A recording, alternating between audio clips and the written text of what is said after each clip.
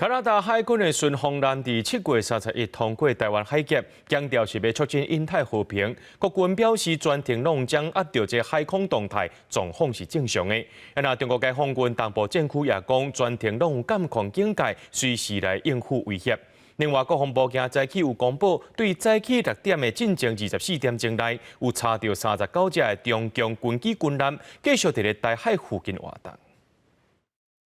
加拿大海军蒙特罗号巡防舰7月31日对北平向南边航行，绕过台湾海峡。蒙特罗号嘛伫面册打出图文，强调这是例行经过台湾海峡的活动，按照国际法运作，支持国际特殊。国防部表示讲，国军是专程掌握海空动态，状况正常。昨天一艘加拿大的巡防舰，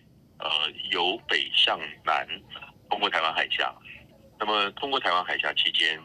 国军运用联合情监侦系统，对于我们整个的海空动态都有完整的掌握，状况均正常。这是加拿大巡防舰经过台海挺印太和平，但是中国军队东部战区是讲，因全程拢对咧监视嘛加警戒，而且甲加国的军舰看作是威胁起无空。负责印太事务的美国副国务卿坎贝尔在国会听证会指出讲，美中竞争是目前美国外交面对的地缘政治的挑战，印太上激烈，美国都要采取更较侪行动对抗中国，包括提悬自身作战的能力，打造海军强权，而且结合区域的盟友。I've tried to double down on our work in the Indo-Pacific. You will have just seen historic developments in Japan, stepping up our bilateral relationship. We've done a number of things in our unofficial relationship with Taiwan. 中国嘛继续加大扰台的力量，国防部上新侦查到中国军机29只，中国军舰10只持续伫台海的4个里亚活动，